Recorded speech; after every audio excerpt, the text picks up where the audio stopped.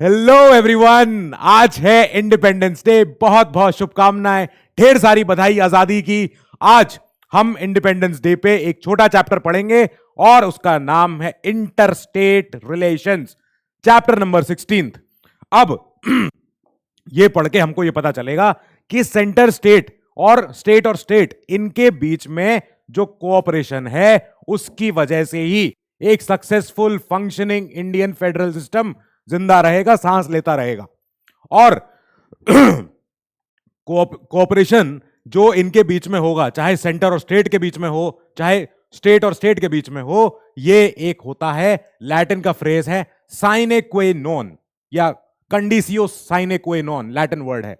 इसका मतलब होता है without which it is not possible. तो क्या कहना चाह रहे हैं हम? ये कहना चाह रहे हैं कि जब भी हमारा इंडियन फेडरल सिस्टम का हमें बढ़ाई करनी होगी, आगे जाके लोगों को बताना होगा कि हमारा देश कितना तरक्की कर रहा है क्योंकि सेंटर स्टेट में तालमेल अच्छा है, कोऑपरेशन अच्छा है, इसके लिए हम उनको बोलेंगे कि भैया हमारे बीच में कोऑपरेशन है, तभी हमारा फेडरल सिस्टम चमक रहा है। तो without which it is not possible.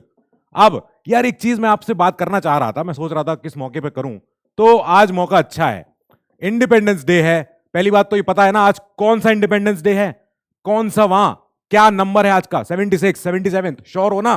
अब आज इंडिपेंडेंस डे पे प्लीज एक रिक्वेस्ट है, फ्यूचर ऑफिसर बनने की ट्रेनिंग आपको मसूरी में नहीं मिलेगी। मसूरी से पहले ही ट्रेनिंग यहां चालू हो चुकी है। आप फ्यूचर ऑफिसर बनने की ट्रेनिंग में हो ऑलरेडी। इनफॉर्मली आपको आज ही से एक अपना कोई बुरी आदत का आज त्याग करना है। देश हित में, पब्लिक इंटरेस्ट में, नेशनल इंटरेस्ट में आज आप खुद ही से वादा करो। और आपको पता है कि आपकी कोई बुरी आदत है नहीं है, ऐसा कोई नहीं हो सकता है।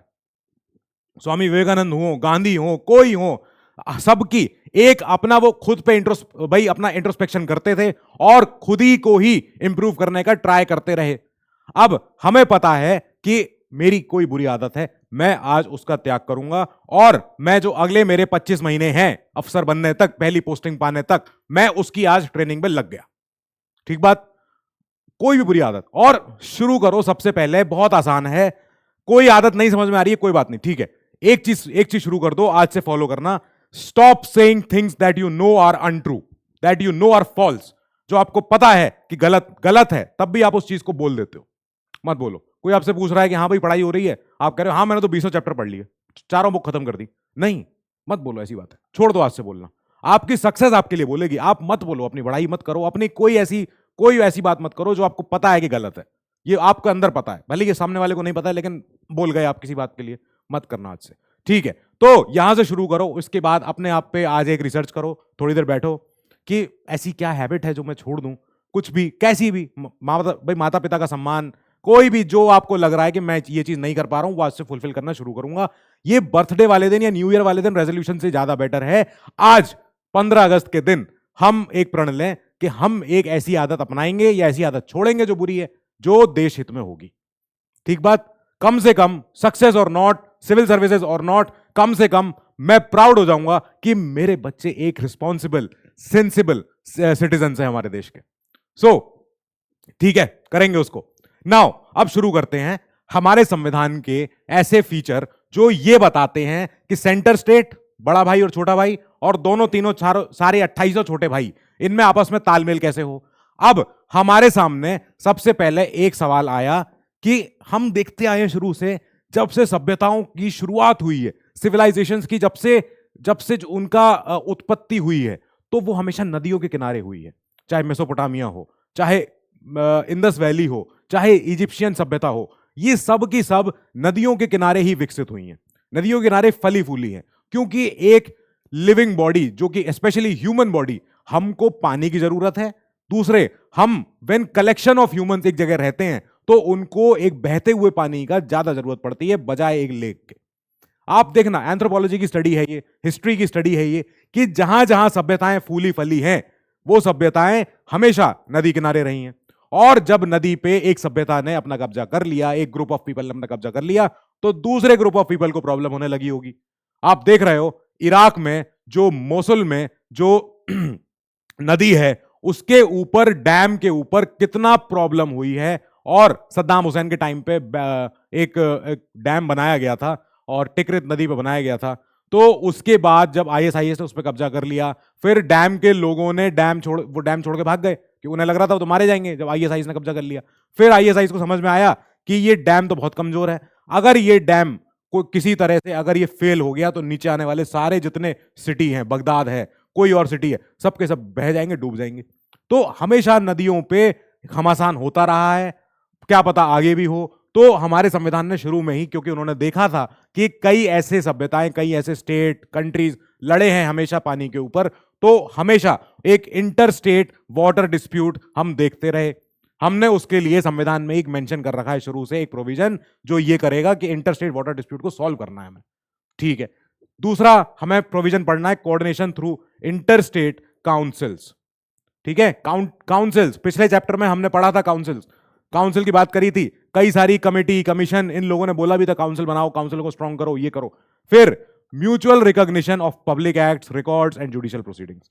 जब हम एक दूसरे के स्टेट्स, जैसे मैं एक स्टेट हूं, कोई और एक स्टेट है, ऐसे मैंने बता दिया, अब मैं अपने स्टेट में कानून लगाता हूं, कानून बनाता हूं, कानून का पालन करवाता हूं, कोई दूसरा स्टेट है वो अपने स्टेट में कानून अपना वो बना रहा है, पालन करवा रहा है। तो संविधान ने अब ये पहले ही मेंशन कर दिया कि हमेशा म्यूचुअल रिकॉग्निशन होना चाहिए दूसरे के स्टेट के कानूनों का, आपको भी उसको करना पड़ेगा रिकॉग्नाइज, नहीं तो ये नहीं चल पाएगा। तो भले ही आप उस स्टेट पे अपना कानून नहीं लगा सकते हो, लेकिन आप उसके कानून का रिकॉग्नाइज करोगे, उसके कानून का सम्मान करोगे। दोनों छोटे भाई आपस में लड़ाई करते हैं, दोनों अपने अपने बेड पे लड़ाई करते हैं कि साहब मेरा पलंग ये है, दूसरे का पलंग ये है, पर हम ये इतना दायित्व रखते भाई, ये अपना निभाएंगे कि अगले के बेड पे जाके गंदगी करके ना आ जाए, ठीक है, ये नहीं करना है। Freedom of interstate trade, commerce and intercourse. दो स्टेट्स के बीच में या दो से ज्यादा स्टेट्स के बीच में जब इंटरस्टेट जब व्यापार होगा, जब जब जब इनका मर्चेंट आपस में ट्रेड करेंगे, तो इनको क्या क्या सुविधाएं हैं, क्या क्या फ्रीडम है, क्या क्या जितनी हमारे कॉमर्स की जितने हमारे इश्यूज हैं उनको हमें फ्रीली करना है, समझना है। अब सबसे पहले शुरू करते हैं पहले टॉपिक पे, interstate water dispute. Water dispute माने पानी के ऊपर जंग, लड़ाई। अब संविधान में प्रोविजन कहां कहां पर है, स्टेट लिस्ट में आप देखो, डील्स विद वाटर, ये एंट्री नंबर 17 जो है स्टेट लिस्ट में, यानी कि सेकंड लिस्ट 2, कौन से शेड्यूल में आते हैं ये सारे। अब इसमें बोला गया है कि स्टेट के पास ये अधिकार है, जो स्टेट राज्य हैं छोटे छोटे, यूपी, बिहार, कर्नाटका, राजस्थान, केरला, तमिलनाडु, ये सारे के सारे स्टेट जो हैं, ये अपने अपने स्टेट के अंदर वाटर सप्लाई के ऊपर, इरिगेशन के ऊपर, कैनाल्स के ऊपर, ड्रेनेज के ऊपर, एम्बैंकमेंट के ऊपर, water storage and hydro power, not hydro dam, hydro से उत्पन्न होने वाली पावर, बिजली, उसके ऊपर ये अपने कानून बना सकते हैं, कानूनों का पालन करवा सकते हैं। क्या क्या है, पानी की सप्लाई कैसे होगी, कहां से होगी, कितनी होगी, और इरिगेशन मतलब कैसे हम जब पानी भेजते हैं खेतों में, तो खेतों का इरिगेशन होता है पानी भेजने से, वो चीज। फिर कैनाल, आपको पता है इंदिरा गांधी कैनाल कहां से कहां तक जाता है, तो उस कैनाल के ऊपर हम एक स्टेट अपना एक्शन, अपना लॉ लगा सकता है। ड्रेनेज, कैसे हमारी सीवेज, कैसे हमारे नाले हैं, नदियां हैं, ये कैसे कैसे फ्लो करेंगी, कितने नाले होंगे जो नदियों में जा जाके मिलेंगे एक स्टेट में, वो सारी की बात है। एम्बैंकमेंट, जहां भी कोई वाटर बॉडी है, चाहे मूविंग या स्टिल, उस वाटर बॉडी के किनारी जो होती है, उस मेड़ जो होती है, जो तट होते हैं, उसको हम क्या पक्का करें, कच्चा करें, कितना उसका लैंड छोड़े, ताकि जब बारिश आए और नदी ऊपर आ जाए तो कम से कम एम्बैंकमेंट इतने खाली हों कि वहां पे पानी भर भी जाए तो किसी का नुकसान ना हो। ये सारी बातें। पानी कैसे स्टोर होगा, चाहे बांधों के में स्टोर हो, चाहे अंडर वाटर, चाहे अंडरग्राउंड स्टोर हो, चाहे आर्टिफिशियल लेक बना के स्टोर हो, ये सारे काम करेंगे। अब यूनियन लिस्ट में जो एंट्री नंबर 56 है, ये कहती है कि सेंटर का काम है रेगुलेट करना और डेवलप करना इंटरस्टेट रिवर्स को हैं और रिवर वैलीज को। मतलब जो एक स्टेट के अंदर तो ये सारे काम हो जाएंगे, पर जब दो से ज्यादा स्टेट हैं तो सबको कोऑर्डिनेट करवाना है, सबसे सही तरीके से काम करवाना है। और इंटरस्टेट रिवर जो एक स्टेट से उत्पन्न होकर दूसरे स्टेट में जा रही है, उस स्टेट को, उस नदी को हमें प्रोटेक्ट करना है, उस नदी पर रेगुलेशन लगाना है कि भाई ऐसा नहीं हो कि ऊपर वाले डैम बना गया और वहीं पे सारा पानी रोक लिया, नीचे वाले स्टेट को प्रॉब्लम हो गई। तो ये सारे इशू इनको देखने हैं। रिवर वैलीज, जो नदी जब जाती है तो उस वैली, जो वैली आपको पता है ना, दो पहाड़ों के बीच में जो बीच की जगह होती है उसको हम वैली कहते हैं। तो उस रिवर वैली को संभालना, उसको रेगुलेट करना, उसको और डेवलप करना, ताकि flora, fauna, vegetation, ecosystem, environment, किसी का नुकसान ना हो. Now, to the extent declared by parliament to be expedient in the public interest. अगर जरूरी है, अगर जनहित की बात है, नेशनल इंटरेस्ट की बात है, तो फिर पार्लियामेंट के पास ये पावर है कि भैया वो इनको रेगुलेट करे, सब स्टेट्स को समझा दे, ओए मत करो, नाटक मत करो, नीचे वाले स्टेट को प्रॉब्लम होगी. और आर्टिकल 262 जो हमारा कहता है, वो ये कहता है कि adjudication of inter state water disputes, अगर कोई भी दो स्टेटों के बीच में पानी के ऊपर लड़ाई हुई, तो उसका एडजुडिकेशन कौन करेगा, मतलब उस पर जजमेंट कौन देगा, तो उसकी बात हो रही है. अब हमें एक चीज पता है कि अगर रिवर वाटर के बारे में बात होगी, तो मतलब दो स्टेट के बीच में या सेंटर स्टेट के बीच में कहीं ना कहीं लड़ाई आ ही जाएगी. संविधान में जो प्रोविजन आए, वो सेंटर स्टेट डिस्प्यूट हो, चाहे स्टेट और स्टेट के इनके बीच के डिस्प्यूट हो, ये सारे के सारे हम इनको बोलेंगे कि ये है फेडरल डिस्प्यूट्स. हमारा फेडरलिज्म का हिस्सा हो गया ये भी, लड़ाई झगड़ा भी हमारा. तो फेडरलिज्म का जो डिस्प्यूट है, ये आएगा under original jurisdiction of supreme court under article 131. 131 क्या कहता है? Supreme court has original jurisdiction over centre state and state state disputes. जितने सारे होंगे. ओरिजिनल वर्ड का मतलब यहां पे ये है कि ओरिजिनल माने सीधे के सीधे आप सुप्रीम कोर्ट पहुंच जाओ. सेंटर स्टेट हो चाहे स्टेट स्टेट हो, वो ये ना करें कि पहले किसी और से बात कर रहे हैं, किसी और से बात कर रहे हैं, नहीं समझ में आ रहा है, जाओ सुप्रीम कोर्ट के पास. सुप्रीम कोर्ट के पास ओरिजिनल ज्यूरिसडिक्शन है, वो सीधे के सीधे केस को सामने ले लेगा अपने, और वहां पे उसकी सुनवाई होगी. ये फेडरल डिस्प्यूट जहां जहां आएंगे, चाहे सेंटर स्टेट के हो चाहे स्टेट स्टेट के हो, इनको हमेशा सुप्रीम कोर्ट अंडर 131 सुनता है ओरिजिनल ज्यूरिसडिक्शन के तहत. सुप्रीम कोर्ट का एक और ज्यूरिसडिक्शन है, बहुत इंपॉर्टेंट है, वो तो हाई कोर्ट के लिए भी कॉमन है, डब्ल्यू से शुरू होता है, वो बहुत कॉमन, अब तो पढ़ा भी चुका हूं मैं. बट जो इंटर स्टेट वाटर डिस्प्यूट्स होंगे, ये आते हैं 262 में, और संविधान ने पहले ही बोल दिया है कि इसको एडजुडिकेट करने की जो पावर है वो पार्लियामेंट के पास है. पार्लियामेंट डिसाइड करता है कि किस मौके पे, किस प्लेटफॉर्म पे, किस फोरम पे, यानी कोई प्राधिकरण, कोई काउंसिल, कोई कमेटी, कोई ट्राइब्यूनल, कहां पे जाके इसकी सुनवाई होगी. तो सुप्रीम कोर्ट में कभी भी रिवर वाटर डिस्प्यूट्स के ऊपर ऐसी कोई सुनवाई, मतलब पहली दफे से नहीं होती, बाद में हो सकती है. तो क्या होता है, हम हमेशा देखते हैं कि कोई रिवर वाटर डिस्प्यूट कोई बनाएगा ट्राइब्यूनल, तो ट्राइब्यूनल ये इस लड़ाई को सुनते हैं, क्योंकि ट्राइब्यूनल्स में क्या होता है, स्पेशलिस्ट जज होते हैं. अब इसका समझने का तरीका यह है कि देखो, अगर मैं सड़क पे जा रहा हूं और किसी ने मेरी जेब से मेरा बटुआ निकाल लिया और ले गया, तो ये चोरी हुई. ये चोरी हर किसी को समझ में आ सकती है कि हाँ, चोरी कैसे होती है. मेरे हाथ से, बिना मेरी मर्जी के, बिना मेरी जानकारी के कोई मेरा सामान ले जाए तो वो चोरी है. अब किसी को ये समझाना कि पानी की चोरी कैसे होगी, कि बिजली की चोरी कैसे होगी, हर जज को समझने में ये चीज समझ में नहीं आएगी. तो इसके लिए क्या होगा, ट्राइब्यूनल बनाए जाते हैं, प्राधिकरण बनाए जाते हैं, चाहे वो राष्ट्रीय हरित प्राधिकरण हो, चाहे कोई रिवर वाटर का ट्राइब्यूनल हो, जो स्पेशलिस्ट एक पर्पस के लिए बनाए गए हैं, जिनका एक मकसद है, एक कोई ऐसे मुद्दे को जो बहुत कॉम्प्लिकेटेड है उसको सुलझाने की, ताकि सुप्रीम कोर्ट और हाई कोर्ट पे प्रेशर ना आए, कि वो पहले तो इस मैटर को समझें कि ये हो कैसे रहा है. तो हमारे संविधान ने शुरू से ही बोल दिया कि पार्लियामेंट के पास हम रिस्पॉन्सिबिलिटी दे रहे हैं इन इंटर स्टेट वाटर डिस्प्यूट्स को कैसे सॉल्व किया जाएगा. पार्लियामेंट बताएगा कि कौन से फोरम पे और किस तरीके से इसका हम रेजोल्यूशन निकालेंगे, इसका हम रास्ता निकालेंगे सही तरीके से. क्या है 262 clause 1? Parliament may by law provide for the adjudication of any dispute or complaint with respect to the use, distribution or control of the waters of any interstate river. आई बात समझ में? कि पार्लियामेंट ये बताएगा कि कैसे एडजुडिकेशन हो सके, कैसे जजमेंट दिया जा सके, कहीं भी, कहां पे, चाहे डिस्प्यूट हो रहा हो, चाहे कोई झगड़ा हो रखा हो, या कोई शिकायत हो, with respect to the use, distribution और कंट्रोल. उसका कैसे यूज हो रहा है पानी का, उसका कैसे डिस्ट्रीब्यूट हुआ है पानी, वो जो उस नदी का, या उस नदी के पानी को कंट्रोल कैसे किया जा रहा होगा. अगर इन बातों पे कोई डिस्प्यूट अराइज हुआ है इंटर स्टेट में, आपस में, किसी नदी के ऊपर ये सब होने से, तो पार्लियामेंट के पास ही ये पावर है, वो बाय लॉ ये बता दे कि कौन एडजुडिकेट करेगा. अब 262 क्लॉज 2 क्या कह रहा है? पार्लियामेंट में by law provide that neither the supreme court nor any other court shall exercise jurisdiction in respect of any such dispute or complaint. आई बात समझ में? कि पार्लियामेंट के पास ये पावर है कि वो एक ऐसा कानून दे दे कि कोई भी सुप्रीम कोर्ट और कोई और कोर्ट भी कभी भी ऐसे मैटरों पे कभी अपना जुरिसडिक्शन नहीं देगी. नहीं देगी तो नहीं देगी, फिर कौन देगा? तो देगा कौन? देने के लिए फिर आएंगे हमारे पास inter state river water dispute act और रिवर बोर्ड्स एक्ट ऑफ 1956। अच्छा, इससे क्या हुआ सर? तो इस 262 की वजह से पार्लियामेंट पे पावर आ गई कानून बनाने की। कानून बनाया इन्होंने दो कानून बनाए 1956 में, रिवर बोर्ड्स एक्ट और inter state river water dispute act. अब इसमें क्या होगा? तो इस एक्ट की वजह से हमें मिला हर एक नदी का रिवर बोर्ड। ये सेंट्रल गवर्नमेंट का on the request of state government होता है, तब सेंटर इसको बनाता है।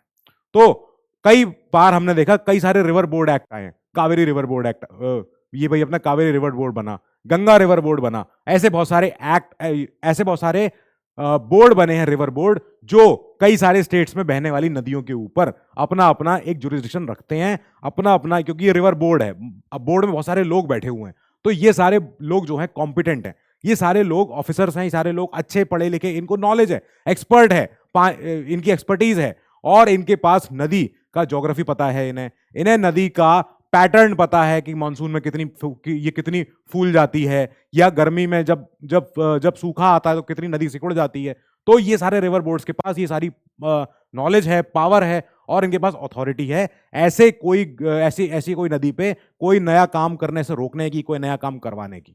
अब सेंट्रल गवर्नमेंट ने बनाया, क्योंकि स्टेट्स ने रिक्वेस्ट किया, सर बनाओ इसको, जल्दी करो, for the regulation and development of interstate river and river valleys.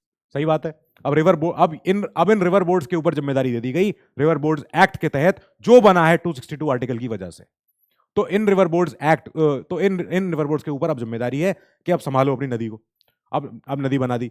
अब फिर एक और जो क्लॉज 2 की वजह से जो हमारा रिवर वाटर डिस्प्यूट एक्ट एक लेके आए, तो WDA एक्ट ऑफ 1956 बोला गया। इसमें बोला गया central government can set up ad hoc tribunal for adjudication of river water dispute between 2 और मोर स्टेट्स, कि जहां जहां पे भी कोई 2 या 2 से ज्यादा स्टेट, एक स्टेट तो लड़ेगा ही नहीं अपने आप से, तो 2 स्टेट तो कम से कम लड़ेंगे ही लड़ेंगे। अब ये 2 या 2 से ज्यादा स्टेट जब लड़ाई कर रहे हैं पानी के ऊपर, नदी के ऊपर, तो इनकी लड़ाई कौन सुने, कहां जाके सुनी जाए? तो ये लड़ाई सुनी जाएगी एड हॉक ट्राइब्यूनल्स में, जहां पे वो रिवर वाटर ट्राइब्यूनल्स ही हैं, और वही इनकी सुनवाई करेंगे, वही इनकी सारी लड़ाई झगड़ा सुनेंगे कि तुम्हें क्या परेशानी, बताओ। सुप्रीम कोर्ट से मत करो ये बात, हमसे करो ये बात। नाउ ये जो ट्राइब्यूनल हैं, ये only formed when centre is of opinion that dispute can not be settled through negotiation. जब नेगोशिएशन हो ही नहीं पा रहा है, कोई समझौते पे आ ही नहीं पा रहे हैं, दोनों स्टेट अड़े पड़े हैं कि नहीं नहीं ये नदी का पानी रोक रहा है, हमें नहीं दे रहा, और हमारे यहाँ देखो सूखा पड़ रहा है, हमारे यहाँ देखो फसल जो है वो ऐसी वाली फसल है जिसको पानी ज्यादा चाहिए। तो ऐसे कई स्टेट आपस में लड़ झगड़ रहे हैं और नहीं मान रहे हैं, नहीं लड़ाई कर, बच्चे हैं तो छोटे भाई, अब वो नहीं मान रहे हैं किसी की भी। तो तब जब सेंटर को ये जब समझ में आ जाएगा कि नहीं मान रहे हैं, तब सेंटर एक ट्राइब्यूनल बनाएगा, प्राधिकरण कहते हैं, प्राधिकरण, हाँ ऐसे करण, समझ में आ गया? तो इनके पास ये पावर है कि अब ये प्राधिकरण इनकी झगड़े की सुनवाई करें और पूछे कि क्या, क्यों, कहां कहां परेशानी, बताओ मैं कहां कहां से परेशानी आ रही है। तो ये it excludes inter state river water disputes from jurisdiction of supreme court और एनी अदर कोर्ट। अब क्योंकि ये बन गया, जब इन ट्राइब्यूनल्स को हमने बना दिया, तो इन ट्राइब्यूनल्स ने सुप्रीम कोर्ट की एक जुरिसडिक्शन छीन लिया है, जो है सुप्रीम कोर्ट या एनी अदर कोर्ट का, जो है कि वो रिवर वाटर पे सुनवाई करें, वो रिवर वाटर के झगड़ों पे सुनवाई करें। नाउ जो ट्राइब्यूनल जो ये डिसीजन दे देगा वो फाइनल होगा, वो बाइंडिंग होगा on parties to the dispute. अब जब ये दे देंगे अपना फैसला, क्योंकि आप सुप्रीम कोर्ट की बात सुन नहीं रहे हो, और पार्लियामेंट को पावर दी गई संविधान से कि 262 कहता है कि parliament by law can provide for adjudication, और ऐसी कोई कॉम्पिटेंट अथॉरिटी बना दे। तो इन्होंने 2 एक्ट बनाए, रिवर बोर्ड्स एक्ट बनाया, जो भाई जिनकी वजह से रिवर बोर्ड्स मिले, और दूसरे क्लॉज 2 की वजह से इंटरस्टेट रिवर वाटर डिस्प्यूट आया, जिसकी वजह से हमें मिले ad hoc tribunals. Ad hoc माने उस काम के लिए बुलाए गए हैं, फिर काम खत्म हो जाएगा तो उनका काम खत्म हो गया, अब चले जाएं वो। तो ऐसे ट्राइब्यूनल जब ये अपना फैसला दे देंगे, तो ये फैसला बाइंडिंग होगा, ये फैसला फाइनल होगा, इस पे सुनवाई नहीं होगी फिर। Now supreme court shall not question the award और फॉर्मूला जो ट्राइब्यूनल देगा, पर वो एक चीज सुन सकते हैं कि आपने ट्राइब्यूनल की वर्किंग कैसी हो रही है, बस हमें ये बता दो। सुप्रीम कोर्ट के पास आप इसलिए नहीं जाओगे कि देखो ट्राइब्यूनल का फैसला हमें अच्छा नहीं लग रहा है। आप सुप्रीम कोर्ट के पास इसलिए नहीं जाओगे क्योंकि आपको समझ में नहीं आ रहा है कि ट्राइब्यूनल ने क्या फॉर्मूला लगाया है, इस स्टेट को इतना पानी दे दो, इस स्टेट को इतना पानी दे दो। आप सुप्रीम कोर्ट के पास खाली इसलिए जा सकते हो क्योंकि आपको अगर ट्राइब्यूनल की वर्किंग पे थोड़ा सा क्वेश्चन हो, आपको लग रहा हो कि ट्राइब्यूनल ने पता नहीं कितने लोग बैठ लिए कल को ये भाई, जब ट्राइब्यूनल बना था तो तो इसमें कुल मिला के 4 जज थे। आज एक रात पहले इन्होंने 5 जज कर दिए। तो इसकी वर्किंग हमें अगर समझनी हो और तब हम सुप्रीम कोर्ट के पास जा सकते हैं कि सर जरा समझाना ये कैसे बना है। हम इनका फैसला मान लेंगे जब ये देंगे, पर पहले आप इनकी वर्किंग तय करो कैसे होगी। तो इसलिए सुप्रीम कोर्ट बस इनका फैसला सुन सकता है, बस इनका एक क्वेश्चन उठा सकता है। अदरवाइज सुप्रीम कोर्ट या कोई और कोर्ट इनके फैसले को चैलेंज नहीं करेगा, इनके फैसले के ऊपर कोई क्वेश्चन लेगा नहीं लेगा, उनका काम हो गया। अब ट्राइब्यूनल जो देगा वो मानना पड़ेगा। ये सारे ट्राइब्यूनल अभी इस समय सलामत हैं, ये सारे चल रहे हैं। कृष्णा वाटर डिस्प्यूट्स ट्राइब्यूनल है तो है ही।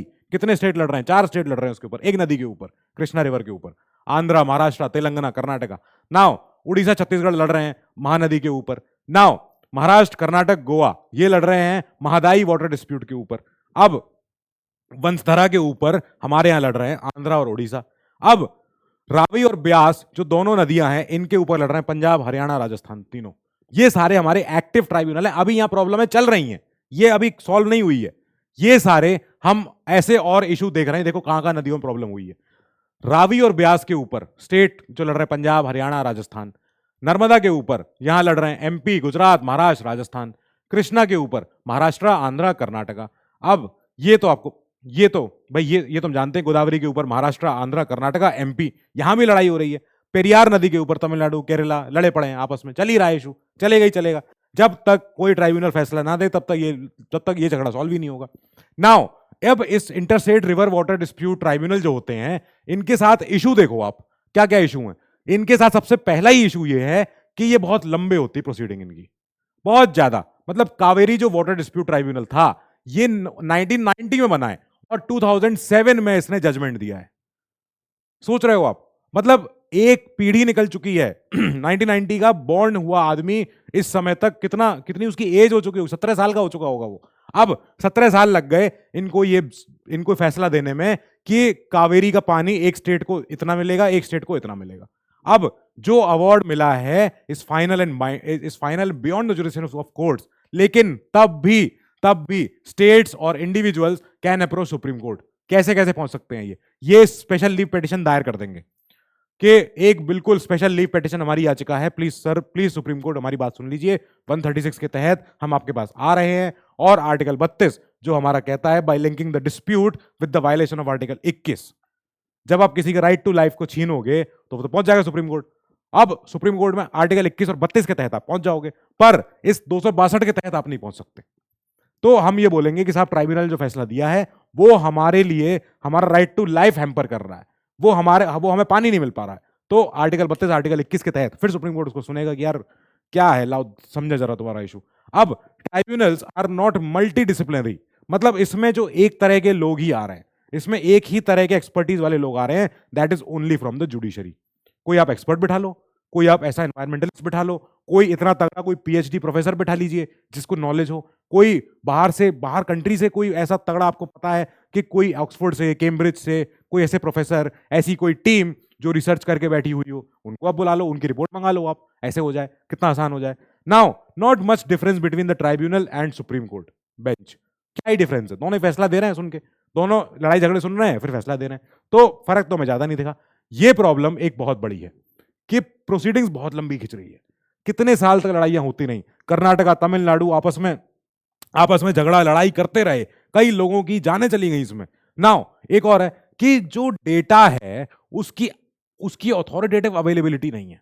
मतलब क्या है, जो वाटर डेटा होता है, जो पानी का जो इंफॉर्मेशन है, अब इंफॉर्मेशन हर साल या कुछ सालों में बदल जाती है। इस साल अकाल पड़ा, इस साल सूखा पड़ गया, पानी कम हो गया, अगले साल मानसून ज्यादा आ गया, अगले साल बादल फट गया तो बहुत पानी हो गया। अब एक अथॉरिटेटिव डेटा, एक ऑफिशियल फॉर्मल, मतलब बिल्कुल सरकारी आंकड़ा कोई है ही नहीं हमारे पास, तो ये डिफिकल्टी हो जाती है इसमें जजमेंट देने में।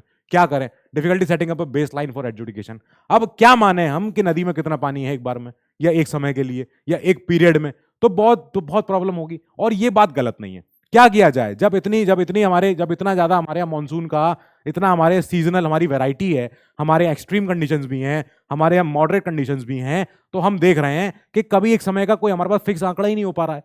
हमारे कभी एकदम इतना हो जाता है कि केरला में बाढ़ें आ जाती हैं, कभी ऐसा होता है कि नदियां नदियां सूख जाती हैं और फिर अगली बार जब मानसून आता है तो नदी भर जाती है। तो एक कोई फिक्स कोई हमारे पास ऑथोरिटेटिव टेक्स्ट, ऑथोरिटेटिव डेटा मिल नहीं रहा है। अब tribunals approach aids extended litigation and politicisation of water sharing disputes. ये प्रॉब्लम है कि जो ट्राइब्यूनल के अप्रोच की जो तरीका है, इससे पॉलिटिसाइजेशन होता है वाटर शेयरिंग डिस्प्यूट्स का। आप जानते हो पानी और पॉलिटिक्स खूब पुराना रिश्ता नाता है इनका, और कई बार हम देखते हैं कि वोट बैंक पॉलिटिक्स की वजह से कई नेताओं ने अपनी रोटियां सेकी हैं। कई लोगों ने लोगों को भड़काया है, उकसाया है, रैलियां, आंदोलन, लड़ाई झगड़े, खूब हिंसा खूब करा दी, खूब दोनों सेठ के लोग आपस में लड़ मर गए। तो ये चीज हमने देखी है कि ये जब पानी और राजनीति हुई है तो खाली नुकसान हुआ है, फायदा किसी का नहीं हुआ है। ठीक है, अब इसके बाद हम ये देखेंगे कि कितने सारे वाटर डिस्प्यूट ट्राइब्यूनल्स हुए हैं, कब से हुए हैं। देखो, आजाद हुए नहीं है, अभी 20 साल नहीं हुआ आजादी के, मतलब 20 साल हो गए हैं जस्ट। तो उसके बाद कृष्णा वाटर डिस्प्यूट बना दिया गया पहला ट्राइब्यूनल। किस किस के बीच में है ये? महाराष्ट्र, कर्नाटक, आंध्रा के बीच में। फिर गोदावरी के ऊपर आया, महाराष्ट्र, कर्नाटक, आंध्रा, मध्य प्रदेश, उड़ीसा। अब उसके बाद हमारा नर्मदा के ऊपर, यहां पे राजस्थान, गुजरात, मध्य प्रदेश एंड महाराष्ट्र। जो पिछली लिस्ट थी वो लिस्ट एक्टिव ट्राइब्यूनल्स की है, जो भी सुनवाई कर रहे हैं, जो फैसला देने वाले हैं। अब रावी ब्यास के ऊपर हम देख चुके हैं, कावेरी के ऊपर हमें पता है, कर्नाटका, केरला, तमिलनाडु, पुदुचेरी, ये भी हैं। फिर इसके बाद हमारा लेटेस्ट 2018 में महानदी के ऊपर बनाया गया था एक ट्राइब्यूनल, उड़ीसा छत्तीसगढ़ के लिए। अब ये भी हैं, कृष्णा के ऊपर है, ये भाई वंशधरा के ऊपर है, महादाई के ऊपर है। इनके लिए भी हमने ट्राइब्यूनल बनाए, उड़ीसा, आंध्रा, गोवा, कर्नाटका।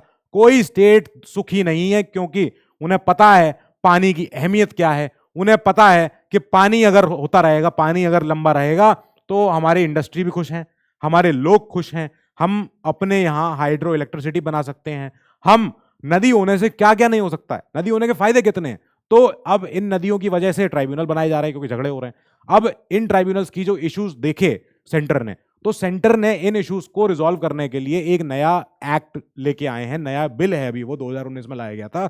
उसमें बोला गया था कि ये जो इंटरस्टेट रिवर वाटर डिस्प्यूट जो ट्राइब्यूनल्स हैं, हम इसमें अमेंडमेंट करना चाह रहे हैं। ये 2019 में लाए थे। क्या था? जो WDA 1956 है ये, और 2019 वाला प्रपोज अमेंडमेंट ये है। पहले क्या था? One tribunal for each dispute. अगर एक झगड़ा है तो एक ट्राइब्यूनल होगा। यहां बोला गया one tribunal for all disputes with different benches.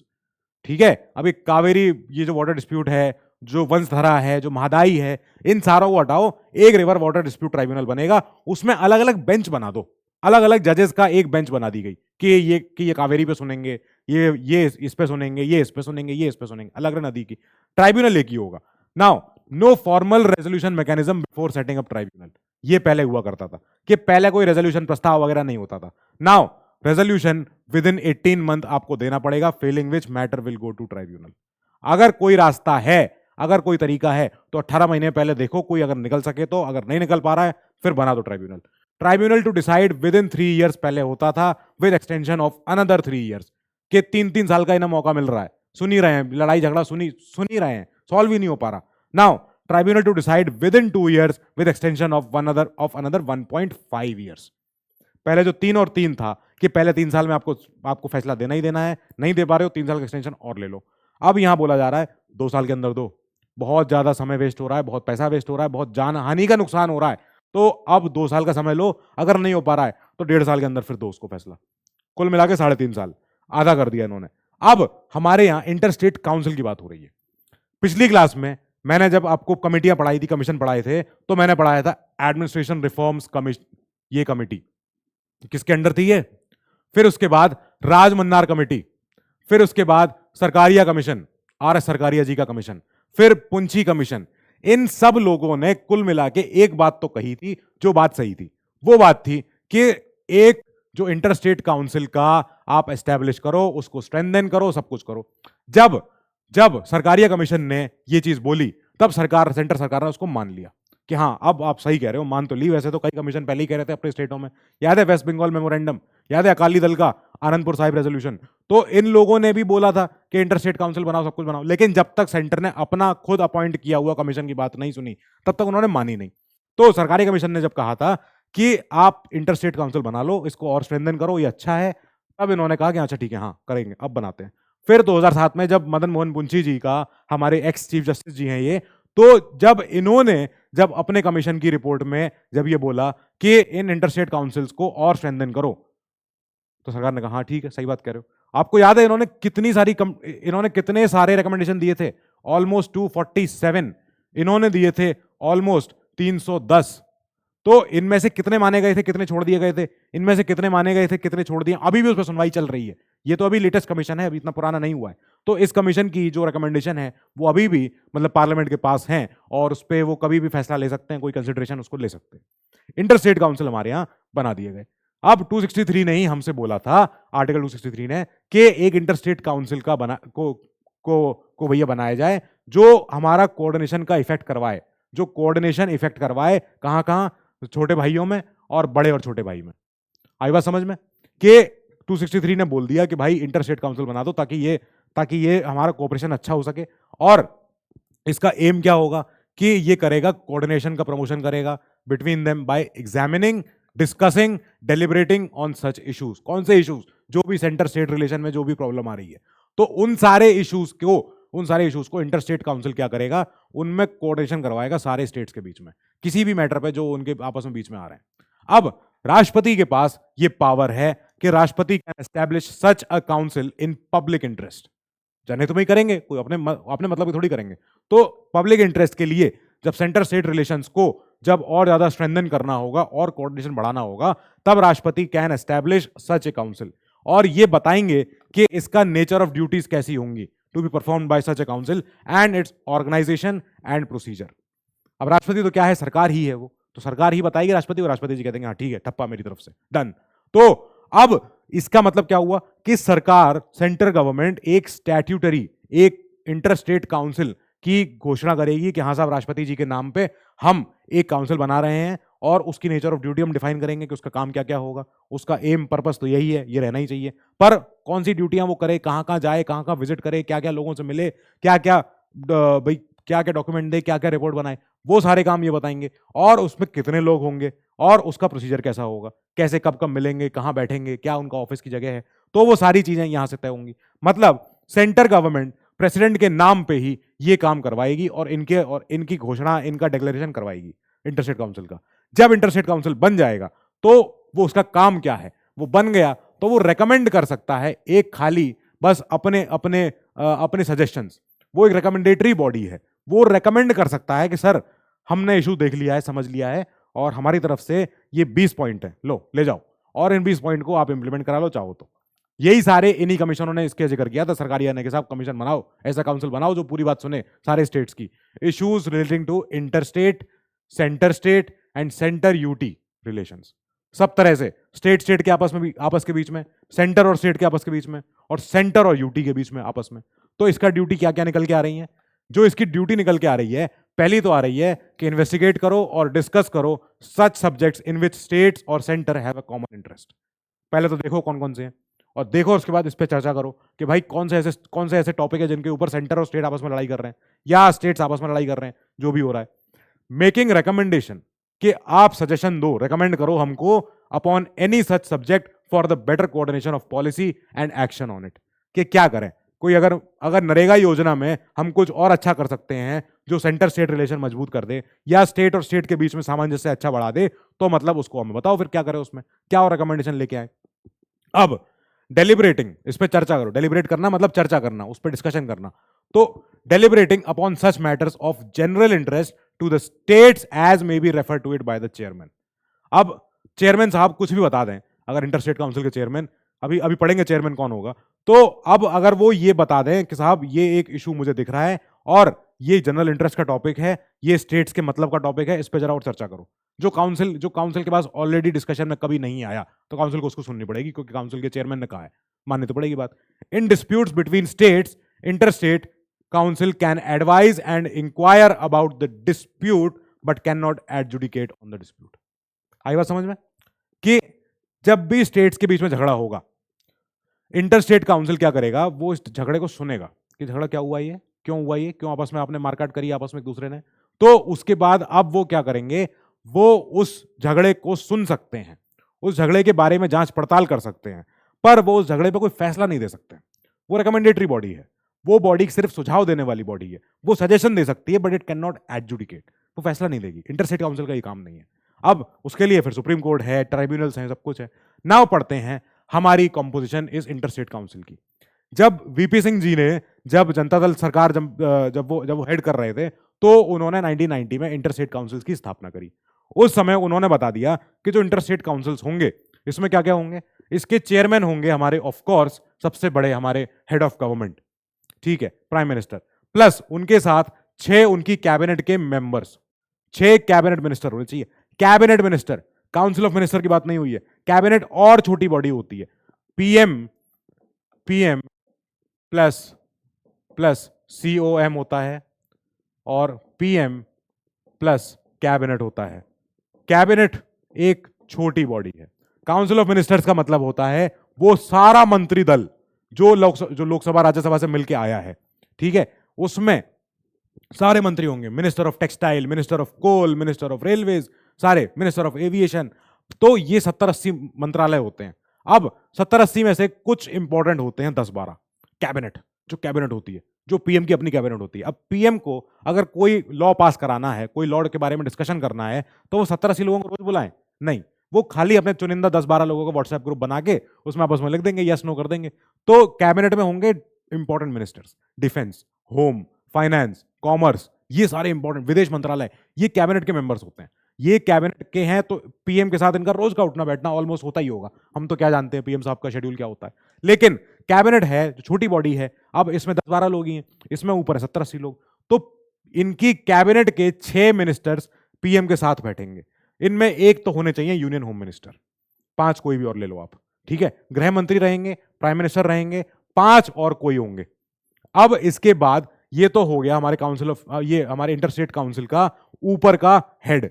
अब क्या होगा, जब स्टेट्स को हम जोड़ना चाह रहे हैं इनमें से, तो स्टेट्स में हम पूछेंगे कि क्या आपके राष्ट्रपति शासन लगा हुआ है। अगर नहीं लगा हुआ है तो वहां कोई सीएम होंगे, उन सीएम को बुलाओ अपने साथ बैठाओ यहाँ पे इस इंटरस्टेट काउंसिल में।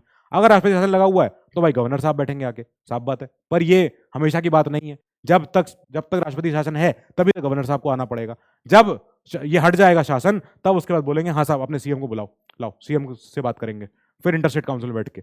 इधर क्या होगा, जो यूटीज हैं, अगर यूटीज में कोई लेजिस्लेटिव असेंबली है तो भैया वहां का सीएम आएगा। अगर यूटीज में कोई विधानसभा नहीं है तो वहां का जो वहां का प्रशासक है, जो वहां का एडमिनिस्ट्रेटर है, उसको बुला लिया जाएगा। जैसे लक्षद्वीप है, जैसे दिल्ली है, तो लक्षद्वीप का तो एडमिनिस्ट्रेटर एक आते हैं जो सेंटर अपॉइंट करे हुए, जहां उनको भेजा हुआ है। दिल्ली में से, क्योंकि दिल्ली में सीएम है, तो दिल्ली के हमारे सीएम साहब जाएंगे इस मीटिंग में, इस काउंसिल में। तो ये हमारा इंटरस्टेट काउंसिल का कॉम्पोजिशन हो गई, समझ में आ गया। अब एक बात याद रखना, ये जो हैं ये लोग, ये 6 के 6 ये हैं परमानेंट इनवाइटीज। ये रहेंगे ही रहेंगे, इन्हें रहना ही रहना है, ये कहीं नहीं जा रहे। ये यहां टिके हुए हैं, ये इस काउंसिल के मेंबर हैं बाय डिफॉल्ट, तो ये हिलेंगे नहीं। नेक्स्ट कम्स कि इस काउंसिल के साथ एक होती है स्टैंडिंग कमेटी भी। अब ये स्टैंडिंग कमेटी का इंपॉर्टेंट रोल है, क्योंकि ये स्टैंडिंग कमेटी ज्यादा चर्चाएं करती है। ये 96 में बनाई गई थी for continuous consultation and processing of matters for the consideration of the council.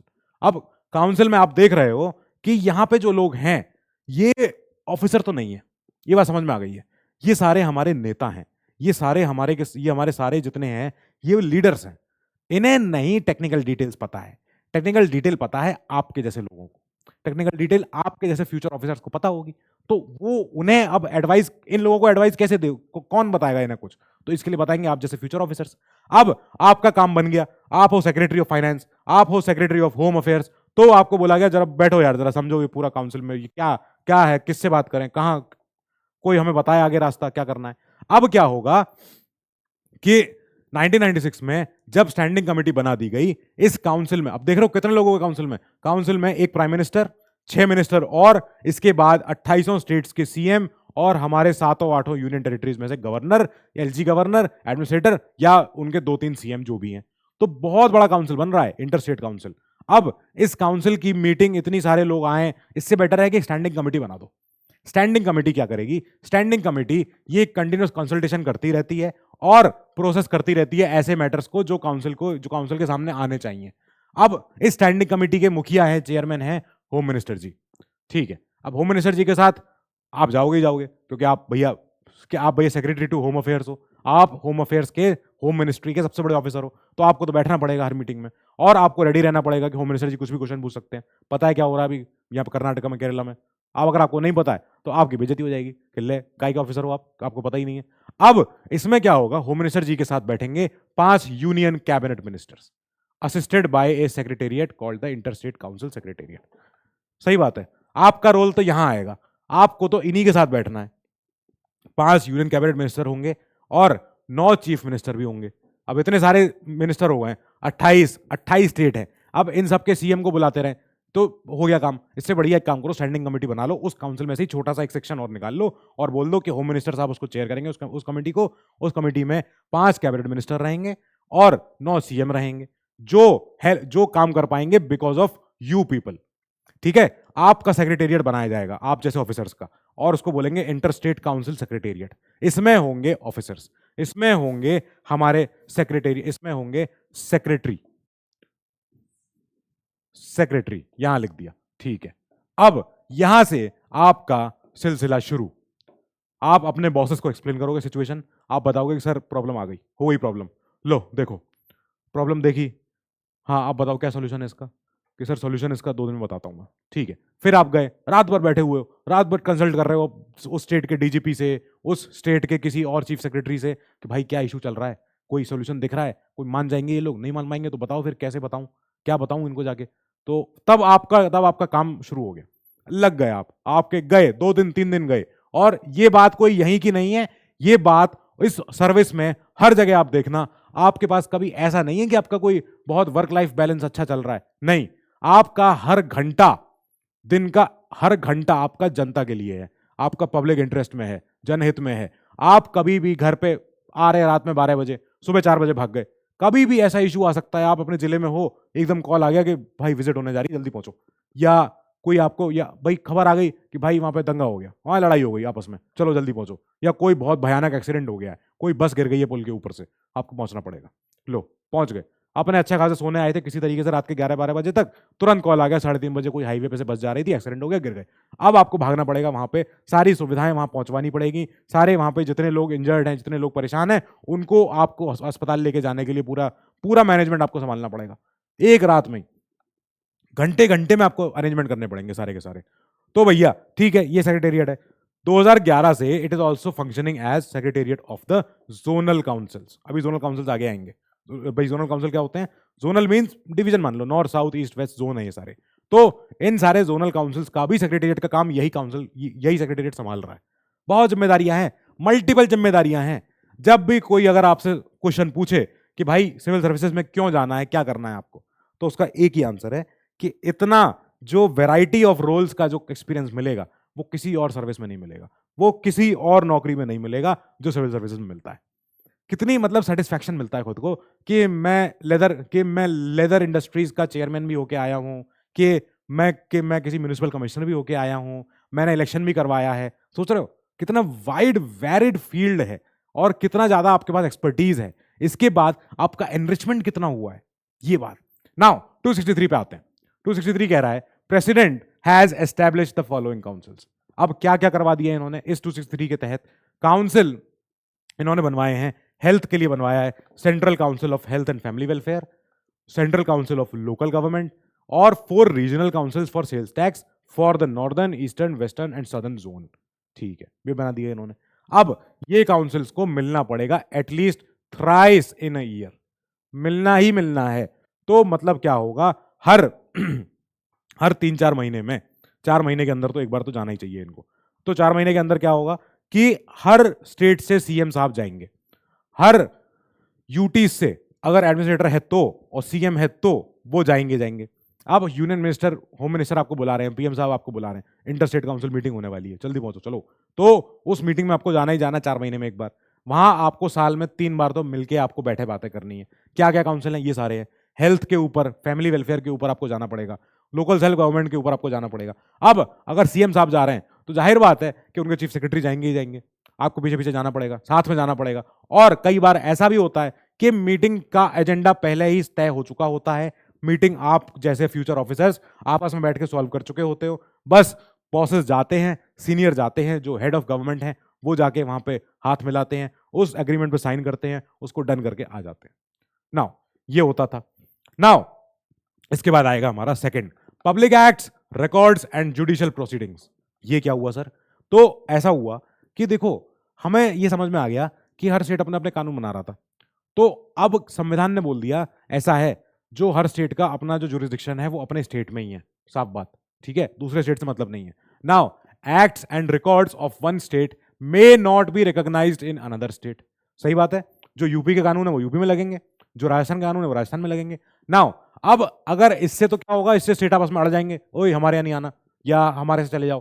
तो इसमें इसको सॉल्व करने के लिए, ऐसी डिफिकल्टी कभी आगे ना आए, दोनों छोटे भाई आपस में लड़ाई झगड़ा ना करें, संविधान ने बोला कि ऐसा है, हम एक वर्ड का यूज कर रहे हैं, ये फ्रेज है, ये फ्रेज है। फ्रेज क्या है? Full faith and credit. कि फुल फेथ दो, पूरा भरोसा रखो और पूरा क्रेडिट दो इन पब्लिक एक्ट्स को, रिकॉर्ड्स को, जुडिशियल प्रोसीडिंग्स को। अब इससे क्या हुआ? फुल फेथ होने से क्या हमें दिख गया कि full faith and credit is to be given throughout the territory of India to public acts, records and judicial proceedings of the centre and every state. के सारे स्टेट जो हैं, जो जनहित में, जो पब्लिक स्पेस में, जो ऐसे एक्ट बना रहे हैं जो जनता के लिए हैं या सरकार के एडमिनिस्ट्रेशन के लिए हैं, तो हम उस पर पूरा भरोसा करेंगे। ये संविधान ने कहा है, सबको करना पड़ेगा, चाहे सेंटर बना रहा हो कानून, चाहे स्टेट बना रहा हो कानून। भरोसा रखना, उसको समझ के रखना कि हाँ ये पब्लिक स्पेस में है, ये तुम्हारी नजर में रहना ही चाहिए, भले तुम पढ़ो ना पढ़ो, इससे कोई फर्क नहीं पड़ता। पब्लिक एक्ट का मतलब क्या हुआ यहाँ पे? पब्लिक एक्ट का मतलब है legislative and executive acts of the government. कोई भी काम हो सकता है, चाहे कानून बनाया हो, चाहे कानून लगवाया हो, दोनों चीज। पब्लिक रिकॉर्ड क्या होता है? रिकॉर्ड होता है कोई भी सरकारी बुक, दस्तावेज, कोई भी रजिस्टर, कोई भी रिकॉर्ड, कोई भी ऐसा डॉक्यूमेंट जो आप जैसा फ्यूचर ऑफिसर रिकॉर्ड करता है, बनाता है, फाइलें बनाता है। उस पब्लिक सर्वेंट ने जो अपने ड्यूटी, ऑफिशियल ड्यूटी पूरा करते हुए जो ऐसे ऑफिशियल बुक लिखी, ऐसे अकाउंट्स बनाए, ऐसी लिस्टें बनाई, सारा उन्हें पूरा रजिस्टर बना दिया है, डॉक्यूमेंट, दस्तावेज सारे रेडी करके रखे हुए हैं, उस सारे दस्तावेजों को हम बोलते हैं पब्लिक रिकॉर्ड्स। ये रिकॉर्ड हो चुका है, अब इस पे ये सरकारी कागज पे लिख दिया गया है, अब ये सील हो गया, अब ये ऑफिशियल हो गया ये बात। तो इसीलिए आपके साइन की अहमियत भी होती है, जहां आप साइन कर देते हो वो ऑफिशियल हो जाता है। दूसरा, the manner and conditions under which such acts, records and proceedings are to be proved and their effect determined would as provided by the laws of the parliament. के पार्लियामेंट के पास ये भी पावर है। पहली बात तो देखो, संविधान ने पहली बात बोल दी कि फुल फेथ एंड क्रेडिट को ये देना पड़ेगा सारे पब्लिक एक्ट्स और रिकॉर्ड्स को। अब और डिफिकल्टी रिमूव करने के लिए जो स्टेट्स के बीच में हो सकती है, उसको बोला गया the manner and conditions under which ये जितने एक्ट्स, रिकॉर्ड्स, प्रोसीडिंग्स हुई हैं are to be proved and their effect determined would be as provided by the laws of parliament. कि पार्लियामेंट के पास जिम्मेदारी, भाई पार्लियामेंट समझ लेगा किसके स्टेट का कितना लॉ है, वो कितने दायरे में लगेगा, क्या स्टेट का लॉ है दूसरे स्टेट को इफेक्ट कर रहा है, उसको समझाओ कि भाई तुमने जो किया है उस स्टेट को प्रॉब्लम हो रही है, रुक जाओ, थोड़ा आराम से करो। अब जो सिविल कोर्ट्स हैं जो अपना फाइनल जजमेंट्स और ऑर्डर देते हैं in any part of India are capable of execution anywhere within India. साफ बात है कि अगर एक पार्ट, इंडिया के एक पार्ट में सिविल कोर्ट ने कोई फैसला दिया, फाइनल जजमेंट दे दिया, सिविल कोर्ट कोई सी भी हो सकती है, सिविल मामला कोई सा भी हो सकता है, तो अब वो जो फैसला होगा वो इंडिया के किसी और पार्ट में भी वो फैसला लगाया जा सकता है, उस फैसले को याद किया जा सकता है कि देखो फलाने सिविल मामले में देखो जज साहब ने ये डिसीजन दिया था और ये डिसीजन वैलिड है इस वाले हमारे मामले में भी। The rule applies only to civil judgments and not to criminal judgments. Criminal फैसले में ये चीज नहीं होगी, फौजदारी के मुकदमे अलग होते हैं, फौजदारी के प्रॉब्लम अलग होती है।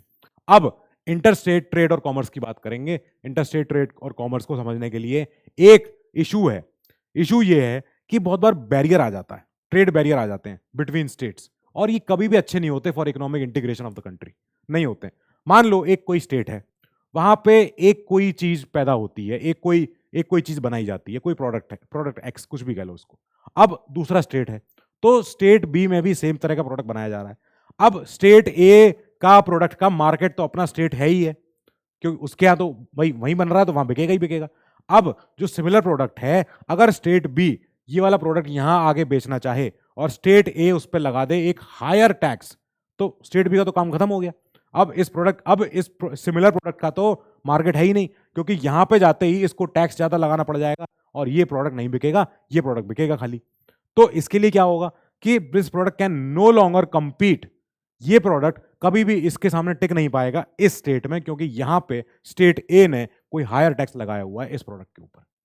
आई बात समझ में? इजी है बात समझना कि कि भाई जो ब्रिटिश लोगों ने भी यही किया था, हमारे इतिहास में भी, हमारे यहाँ हमने सब जगह देखा है कि इंडिया से बना हुआ रुमाल एक जो 200% महंगा था ब्रिटेन में, और ब्रिटेन में अगर एक औरत उस रुमाल को लेकर घूम रही थी उसको अरेस्ट कर लिया गया था इस बात पे कि तुम इंडिया का रुमाल क्यों खरीद रहे हो, इंडिया का रुमाल लेके क्यों घूम रहे हो, क्या कर रहे हो तुम, ऐसी बात क्यों कर रहे हो। अब और इंडिया कच्चा माल ले जाके वहां उसको फाइनल प्रोड्यूस बना के वापस इंडिया में बेचते थे सस्ते दाम पे। अब इंडिया का तो मार्केट ही खत्म कर दिया उन्होंने। सेम अगर ऐसा हुआ तो इस प्रोडक्ट की अहमियत खत्म हो जाएगी इस स्टेट के अंदर। अब इसकी वजह से क्या होगा, हमारी इकोनॉमिक यूनिटी हैम्पर हो जाएगी, हमारी इकोनॉमिक जो हमारी अखंडता है, हमारी इकोनॉमिक एकता है, हमारी आर्थिक जो ये हमारी इंटेग्रिटी है उस पर सवाल उठेगा। इसको रोकने के लिए, इंटर स्टेट ट्रेड कॉमर्स को रोकने के लिए संविधान ने प्रोविजन दिए हुए हैं कि हाँ साहब फ्रीडम है of trade and commerce through out the territory of India, और ये आया हमारे ऑस्ट्रेलियन कॉन्स्टिट्यूशन से। ठीक है, सोर्सेस ऑफ कॉन्स्टिट्यूशन वहां पे लिखा हुआ था ये। नाउ पार्ट 13 में है ये 301 से 307 में कि फ्रीडम है ट्रेड एंड कॉमर्स की and intercourse throughout the territory of India. पर जब फ्रीडम है तो हमेशा ही रेस्ट्रिक्शन होंगे ही होंगे। No freedom is absolute, absolute power corrupts absolutely, absolute freedom is licence to do unwanted things. तो एब्सोल्यूट फ्रीडम नहीं है, देयर आर सर्टेन रिस्ट्रिक्शंस, कुछ बंदिशें हैं जिनके तहत आपको रहना पड़ेगा, जो लिखी है 302 में, 303, 304, 305 में, इनमें है सारी की सारी ये रेस्ट्रिक्शन कि कब किस हालात में किस वजह से कोई आपको एब्सोल्यूट फ्रीडम नहीं मिल पा रही होगी कोई ट्रेड और कॉमर्स करने की। याद करो आपका फंडामेंटल राइट 19(1)(g जो ये भी कहता है guaranteeing every citizen a fundamental right to carry on trade and business subject to reasonable restrictions as imposed on interest of general people.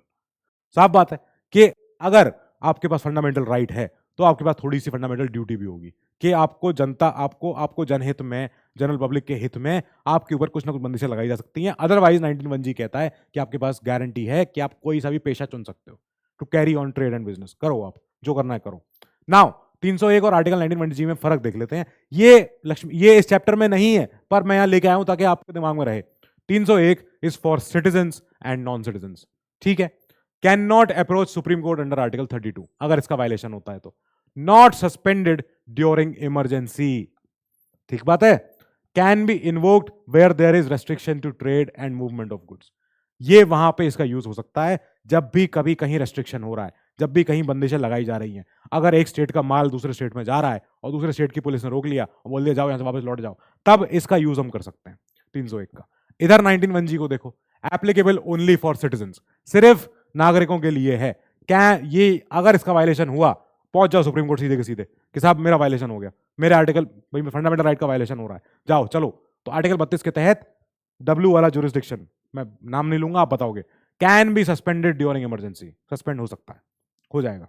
Now can be invoked when restrictions are imposed to carry a trade और profession, के same चीज है। जब भी आपका कोई उल्लंघन हुआ फंडामेंटल राइट का और आपको दिखा कि आपके ट्रेड एंड कॉमर्स के अधिकार पे कोई हनन डाल रहा है, कोई कुछ कर रहा है, इसका आह्वान करो। सेम इधर भी है, आप आह्वान कर सकते हो कि साहब मेरे माल को जाने नहीं दे रहे हैं, पर सुप्रीम कोर्ट में 32 के तहत आप नहीं जा पाओगे। तो जाओगे तो फिर अपने फेयर प्रोसेस के थ्रू जाओगे। अब देखो 301 तो आपको दे रहा है गारंटी कि trade commerce intercourse throughout the country of India shall be free, break down the border barriers between the states and to create one unit. साफ बात है, हमें एक देश, एक राष्ट्र, एक टैक्स, एक one nation one trade, one nation one tax बनाना है। तो not confined to interstate trade commerce and intercourse but also extends to intrastate trade commerce and intercourse. 301 खाली यही नहीं कह रहा है कि दो स्टेट्स के बीच में इंटरस्टेट आपका ट्रेड एंड कॉमर्स को हम फ्री कर रहे हैं, हम आपको गारंटी दे रहे हैं। आपके साथ आपको ये भी दे रहा है कि उसी स्टेट में मान लो दो शहरों में लड़ाई हो गई, आगरा का पेठा और किसी और स्टेट का पेड़ा, किसी और सिटी का, दोनों में लड़ाई हो रही है, तेरे यहाँ भाई मैं तेरा पेठा नहीं आने दूंगा अपने शहर में, और वो कह रहा है कि नहीं नहीं मैं तेरा पेड़ा नहीं आने दूंगा अपने शहर में जहां मेरा पेठा बिकता है। तो ऐसी रुकावटों को भी, अड़चन को रोकने के लिए भी ये वाला 301 आर्टिकल हमारा यूज हो सकता है कि साहब एक ही स्टेट के अंदर लड़ाई कर बैठे, देखो इनसे ये भी नहीं सुलझा। 302 302 क्या कह रहा है? 302 आईपीसी नहीं है मर्डर की सजा, ये 302 है यहाँ पे पार्ट 13 में, इसमें है प्रोवाइड्स फॉर रेस्ट्रिक्शंस। यहाँ पे आ गया थोड़ी बंदिश है, आसान बंदिश है, समझ में आसान आ सकती है। Parliament can impose restrictions on the above freedom in public interest. कब कब? Parliament can not discriminate between states except in the case of scarcity of goods in any part of the country.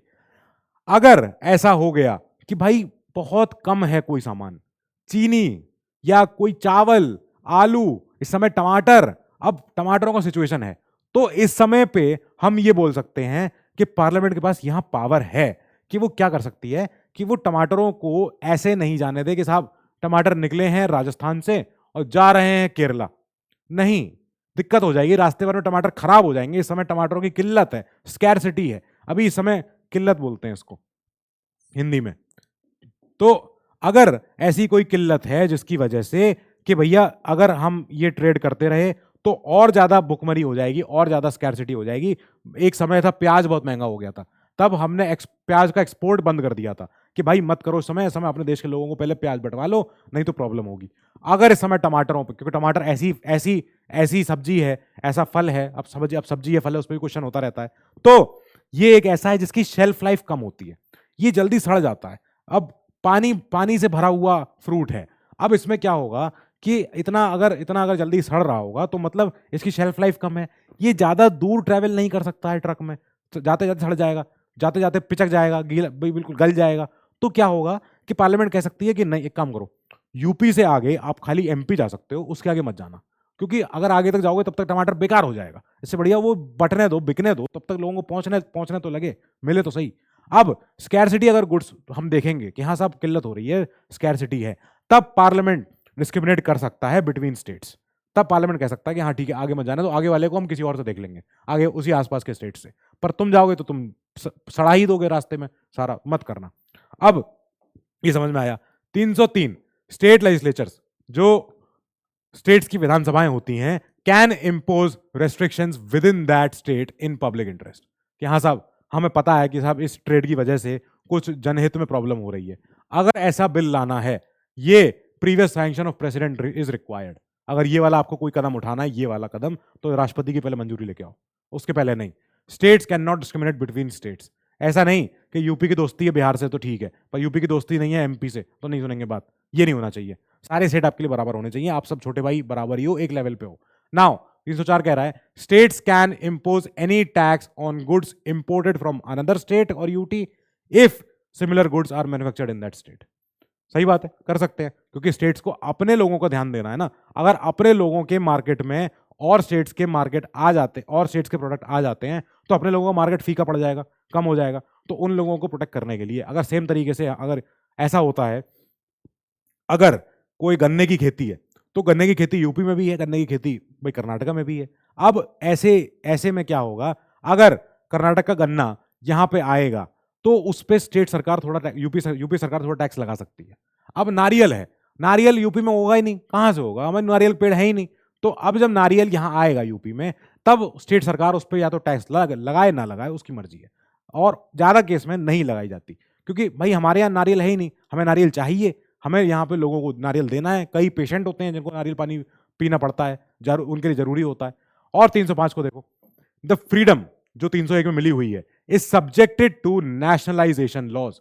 जहां भी राष्ट्रीयकरण हो रहा होगा, किसी भी बैंक का, किसी इंडस्ट्री का, मिनर्वा मिल्स का, तो ऐसे केस में क्या होगा, law can provide a monopoly in favour of the centre और स्टेट।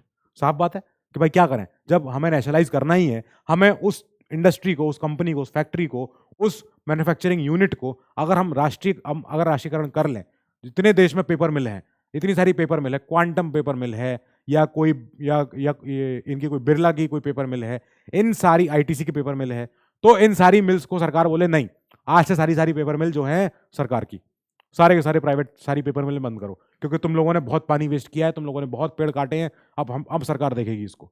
तब ऐसे केस में क्या होगा कि मोनोपोली हो गई। अब पेपर जो होगा प्रोड्यूस होगा वो खाली सरकार ही कर सकती है, क्योंकि सरकार ने ले ली सारी मिलें। तो ऐसे केस में सेंटर और स्टेट के लिए फेवर हो जाएगा। उनके जो लॉ होगा, law can provide a monopoly in favour of centre और स्टेट। साफ बात है। Such laws can exclude citizens और अदर कंप्लीटली और partially from carrying such trade. सही बात है। एक बार सरकार ने ले ली सारी पेपर मिलें, उसके बाद सरकार कह देगी कोई और पेपर मिल नहीं चलाएगा आपसे, और कोई और पेपर मिल में अगर काम करना है तो हमारी पेपर मिल नहीं करो, हमारी पेपर मिल में ही करो, सरकारी पेपर मिल में ही करो, और कोई तरीका नहीं है। Parliament can appoint an appropriate authority for carrying out the purposes of the above provisions. ये सारे इतने प्रोविजन है relating to the freedom of trade, commerce and intercourse and restrictions on it under article 307। पर चौंकाने वाली बात यह है कि ऐसी कोई अथॉरिटी आज तक बनाई ही नहीं गई, कुछ है ही नहीं। बनाने के लिए क्या बनाए? अपना फ्रीडम है, ट्रेड है, कॉमर्स है, लोग एंजॉय कर रहे हैं, अच्छे जी रहे हैं। अब आते हैं जोनल काउंसिल्स पे, जो जोनल वर्ड मैंने पीछे यूज किया था। जोनल काउंसिल्स एक स्टैट्यूटरी बॉडी होती है, मतलब ये कॉन्स्टिट्यूशन मेंशन, हाँ ये रहा, मतलब ये कॉन्स्टिट्यूशन में मेंशन नहीं है। अगर कॉन्स्टिट्यूशन में मेंशन होते तो हम इनको बोलते कॉन्स्टिट्यूशनल बॉडी, जैसे यूपीएससी, जैसे सुप्रीम कोर्ट, जैसे आरबीआई, जैसे हमारा इलेक्शन कमीशन ऑफ इंडिया। तो ये होंगे हमारे कॉन्स्टिट्यूशनल बॉडीज कि संवैधानिक बॉडी हैं। संविधान ने इनको लिख रखा है कि पहले से होने चाहिए, ये रहने चाहिए। अब संविधान ने नहीं बनाए हैं, ये बनाए गए हैं एक एक्ट ऑफ पार्लियामेंट के तहत, यानी कि स्टेट्स रीऑर्गेनाइजेशन एक्ट ऑफ 1956। बात समझ में आई? वो वाला एक्ट जिसकी वजह से हमारे मैसूर से स्टेट कटे, हमारे गुजरात, महाराष्ट्र सारे स्टेट अलग अलग होने लगे। स्टेट्स जब कैसे बनाए जा रहे थे, तोड़े मोड़े जा रहे थे। अब इस एक्ट ने डिवाइड किया है कंट्री को into 5 zones and provided a zonal council for each zone. ये सारे जोनल काउंसिल बना दिए गए हैं। ठीक है, आपको दिख रहा है, ये हो गया नॉर्थ का, ये हो गया वेस्ट का, ये नॉर्थ सेंट्रल है हमारा यूपी, उत्तराखंड, और साउदर्न स्टेट्स ये सारे एक साथ कर दिए गए। ईस्टर्न जोन ये वाला हो गया, और नॉर्थ ईस्टर्न जोन ये वाला हो गया। आई बात समझ में? आसान है, इजी है, समझने में आ रहा है। Northern, western, central, eastern, southern, ऐसे करके हमने इनको बांट दिया है। इनके काम क्या क्या हैं? अब इसके पहले काम जाने, उसके पहले हमें जानना है कि नॉर्थ ईस्टर्न काउंसिल जो है, ये एक स्टेट रिकॉग्निशन एक्ट के तहत नहीं आया था, ये आया था एक और एक्ट के तहत।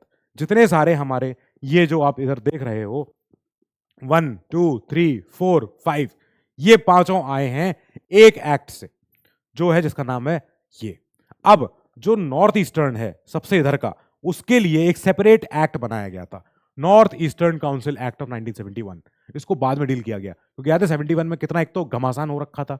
फिर 71 में कई सारे स्टेट्स थे वहां जो आसाम से निकलना चाह रहे थे, तो हमने क्या किया, एक नया जोन बनाया इस एक्ट के तहत। हमने उसको बोला नॉर्थ ईस्टर्न काउंसिल है ये। अब इसके मेंबर कौन कौन है?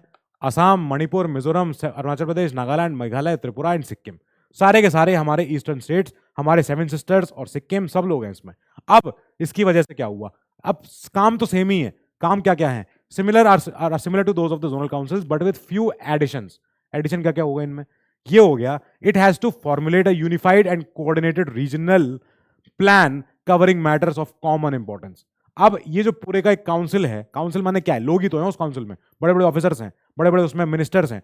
तो ये सारे के सारे लोग बैठ के चर्चा करेंगे और सारे के सारे ऐसी प्लान, पॉलिसियां, नीतियां सब बनाएंगे। एक यूनिफाई होनी चाहिए, बिल्कुल कोडिफाई कर दो सारे स्टेट्स के लिए, एक तरीका कुछ कुछ सिमिलर हो। और it has to review from time to time the measures taken by the member states for the maintenance of security and public order in the region. ये काउंसिल ये भी चेक करेगा कि ये यहाँ की सरकारों ने कुछ कदम उठाए कि नहीं इस पब्लिक ऑर्डर को, सिक्योरिटी को बनाए रखने के लिए, तो ये उनको भी चेक करेगा। नाउ कम्स टू अपने पुराने, जब ये बनाए जा रहे थे, जब स्टेट रिऑर्गेनाइजेशन एक्ट के तहत जब ये बनाए गए हैं काउंसिल, तो इसमें इन्होंने क्या क्या बातों का ध्यान रखा और क्या क्या कारणों की वजह से northern, southern, eastern, western, central कैसे आई है। तो पहली बात तो हमें समझ में आ गई कि भाई अगर आप मैप देखोगे तो आप नेचुरल डिवीजन देख लोगे आप कंट्री का, कि हाँ साहब ये नॉर्थ का हिस्सा है, साउथ का हिस्सा है, ये इधर वेस्ट है, इधर ईस्ट है, ऐसे करके आपने देखा कि हाँ साहब रिवर सिस्टम कैसा है एंड मीन्स ऑफ कम्युनिकेशन कैसा है, वहाँ पे हाईवे ज़्यादा अच्छे हैं, वहाँ पे एयरपोर्ट ज़्यादा अच्छे हैं, या वहाँ पे प्लेन ज़्यादा अच्छे हैं, या वहाँ पे कैसे, वहाँ पे कम्युनिकेशन कैसे हो रहा है, ट्रांसपोर्ट कैसे हो रहा है, रिवर सिस्टम कैसा है, ड्रेनेज सिस्टम कैसा है। नाउ रिक्वायरमेंट्स, इनका रिक्वायरमेंट क्या क्या है, इकोनॉमिक डेवलपमेंट कुछ सिमिलर होंगे कुछ कुछ लोग, और इनकी सिक्योरिटी, लॉ एंड ऑर्डर। अब नॉर्थ ईस्ट है, नॉर्थ ईस्ट की रिक्वायरमेंट अलग ही है। वहाँ पे क्या है कि बॉर्डर एरिया है, वहाँ पे क्या है कि इन्फिल्ट्रेशन होता है, वहाँ पे बहुत सारा इमिग्रेशन होता है, तो उन लोगों की परेशानियां कुछ कुछ सिमिलर भी हैं, कुछ कुछ अलग भी हैं। अब नॉर्दर्न एरिया है, नॉर्दर्न एरिया का आप देख रहे हो कि इनका रिक्वायरमेंट जो है इकोनॉमिक डेवलपमेंट का सिमिलर है कि साहब अच्छी खुशहाली आए, खेती बाड़ी ज़्यादा है, यहाँ पे इंडस्ट्रीज नहीं है, यहाँ पे ये लगवाना है। तो इनका कल्चरल और लिंग्विस्टिक एफिनिटी आप देख रहे हो, जो इनका कल्चर होगा, परंपरा होगी, कुछ कुछ सिमिलर होगी। ऐसे लोग एक साथ रख दिए हमने, नॉर्दर्न एक साथ हो गया, सदर्न एक साथ हो गया, ईस्ट वेस्टर्न एक साथ हो गया, ईस्टर्न एक साथ हो गया, ऐसे करके हमने इनको बांट दिया। अब इनका पर्पस क्या है, इनका एम क्या है? तो भाई इनका एक पर्पस तो ये है कि ये कोऑपरेशन का प्रमोशन करते हैं और कोऑर्डिनेशन का प्रमोशन करते हैं, coordination between states, UTs and centre. साफ बात है, जोनल काउंसिल का काम ही यही होगा कि सारे स्टेट्स को एक साथ गुटबाजी करो, इनको लेके चलो, सेंटर से बात करेंगे, अच्छे से बात करेंगे। Now discuss and make recommendations regarding matters like economic and social planning, linguistic minorities, border disputes, interstate transport और बहुत सारे कुछ भी हो सकते हैं। क्या क्या मैटरों पे चर्चा करेंगे? बहुत सारे मैटर हो गए, तो ज्यादा इनके पास डिटेल आ गई। अब इतना ज्यादा इनके पास लोड आ गया है, क्या क्या इकोनॉमिक क्या क्या मैटर है इनके, लाइक इकोनॉमिक सोशल प्लानिंग इनकी कैसी होनी चाहिए इन सारे स्टेट्स की। यहाँ पे लिंग्विस्टिक माइनॉरिटी कौन है? अब यूपी में अगर कोई तेलुगु आदमी रहता है तो माइनॉरिटी है, क्योंकि उसकी भाषा बोलने वाले लोग ही नहीं है। अब वो तो तेलुगु किससे बोले, वो है ही नहीं कोई बोलने वाला, तो माइनॉरिटी है। अब ऐसे हर स्टेट में कोई ना कोई लिंग्विस्टिक माइनॉरिटी होगी होगी, तो उनका जिक्र करना है, उनकी चर्चा करनी है, उनकी बात करनी है। बॉर्डर डिस्प्यूट तो नहीं हो रहे हैं, कोई यूपी बिहार में लड़ाई हो गई आपस में एक बॉर्डर के ऊपर, जैसे हमारे यहाँ स्टेट बॉर्डर्स में लड़ाइयाँ हो रखी हैं। आपको पता है हमारे यहाँ स्टेट्स में बॉर्डर के इशू चल रहे हैं। अभी हाल में एक इशू बहुत चमक के आया था, वेस्टर्न स्टेट्स है वो, हमारे वेस्टर्न सदर्न वेस्टर्न स्टेट्स। तो मैं बताना नहीं चाह रहा हूँ नाम, मैं चाह रहा हूँ आप बताओ नाम खाली। इनका इंटरस्टेट ट्रांसपोर्ट में कोई इशू आ रहा हो, कोई प्रॉब्लम आ रही हो, ये सारे ऐसे हमारे इशू को देखेगा जोनल काउंसिल। क्या क्या और फंक्शन होंगे इनके? दे आर ओनली डेलिबरेटिव, ये सिर्फ बातें करेंगे, चर्चा करेंगे और एडवाइस देके काम अपना खत्म कर देंगे, छोड़ देंगे। इनका उसके ऊपर कोई काम नहीं है। टू और क्या फंक्शन है इनके? To achieve an emotional integration of the country, के भावनात्मक जुड़ाव होना चाहिए पूरे देश में आपस में लोगों का। हाँ साहब हम तुम एक ही जोन से हैं, हम एक ही जोन के हैं, हम भारतवासी हैं। To help in arresting the growth of acute state consciousness, regionalism, linguism and pluralistic and particularistic trends. ये सब क्या ऐसे वर्ड्स कहां से आ गए सर, इतने शानदार वर्ड्स? तो ये सारे वर्ड्स क्या है कि जो स्टेट कॉन्शियसनेस होती है, लोगों का अपने स्टेट के प्रति एक कॉन्शियसनेस जाग जाती है कि अरे हम तो इस मिट्टी के बच्चे हैं। मतलब sons of the soil theory, ये एक थ्योरी आई है, ये थ्योरी कई सारे थिंकर्स ने दी है। सन्स सन्स कईयों ने सुनी भी होगी है, sons of the soil, of the soil, कि हम इस स्टेट के हैं तो इस स्टेट पे खाली हमारा ही अधिकार है और किसी का नहीं होना चाहिए। ये एक थ्योरी कहते हैं इसको। तो एक स्टेट के प्रति उनका ज्यादा ही कुछ भावना जुड़ जाए, एकदम ज्यादा ही स्टेट को कल से बोलने लगेगा नहीं नहीं स्टेट है ये देश से भी ऊपर है, नहीं ऐसा नहीं हो जाए कभी भी। रीजनलिज्म, प्रांतवाद कि हमारा प्रांत है, हम विदर्भ के हैं, हम बुंदेलखंडी हैं, हम पश्चिमांचल के हैं, हम पूर्वांचल के हैं। तो ये वाले ऐसे लोग अपने भाषा के नाम पे अड़ पड़े, हमारी भाषा तुमसे अच्छी है, हमारी भाषा पुरानी है, तुमसे पहले की है, हमारी भाषा ओरिजिनल है, ये वाली भाषा, ये वाली बातें नहीं हो। पर्टिकुलरिस्टिक टेंडेंसी, पर्टिकुलरिस्टिक मीनिंग किसी एक पर्टिकुलर टॉपिक पे बैठ गए, अड़ गए, हम बस इसी की बात करेंगे और कोई बात ही नहीं करेंगे। तो इन सारे जो इश्यूज दिखे हैं आपको, इन सारे इश्यूज की ग्रोथ को अरेस्ट करना है, इन सारे इश्यूज की ग्रोथ को अरेस्ट करना है, इन आइडियाज को ज्यादा उत्पन्न होने नहीं देना है, नहीं तो कल को देश बैकसीट पर चले जाएगा, इन लोगों के अपना प्रांतवाद, अपने छोटे छोटे इशू को लेकर झगड़ा करते रहेंगे, ये नहीं हो। To help in removing the after effects of separation, जब स्टेट से दूसरा स्टेट कट के अलग हो जाता है तो हम देखते हैं कि एक सेपरेशन की भावना रह जाती है कि हम तुम्हारे थे ही नहीं कभी, हम तुम्हारे साथ कभी होना भी नहीं चाहते। अभी याद है दो स्टेट के बीच में जब एक स्टेट से दूसरा स्टेट निकल के गया है तो पुराना वाला स्टेट कितनी बातें कहता है, अरे फालतू चले गए, अच्छे अच्छे खासे रहते थे। अब जो नया स्टेट है वो कह रहा है कि बिल्कुल नहीं, कभी नहीं था तुम्हारे साथ के हम, तुम पता नहीं कौन हो, हमारे साथ जुड़े हुए थे तब से, अच्छा हुआ हम अलग हो गए, आज ही अलग हुए, थैंक गॉड, पहले थैंक गॉड आज जाके हो तो गए अलग, वो होना तो पहले ही था। तो ऐसी भावनाएं ज्यादा उत्पन्न ना हो, ताकि so that the process of reorganisation, integration and economic advancement में सिंक्रोनाइज, कि यार अगर ये सब होता रहेगा तो हमारा एडवांसमेंट कैसे होगा, हम तो यहीं फंसे रह जाएंगे, इन्हीं सारे मुद्दों पे, इन्हीं सारे चीजों में फंस जाएंगे। Now to enable the centre and states to cooperate between with each other in social and economic matters and exchange ideas and experience in order to evolve uniform policy. Simple आसान लैंग्वेज है, इसको समझ में आ रहा है कि साहब centre states के बीच में कोऑपरेशन को इनेबल करवाओ, अच्छे से कोऑर्डिनेशन करवाओ और सारे सोशल इकोनॉमिक मैटर के ऊपर चर्चाएं करवाओ, खूब अच्छे आइडियाज आए, खूब अच्छा कोऑपरेशन हो, सब बढ़िया हो। To cooperate with each other in the successful and speedy execution of major developmental project.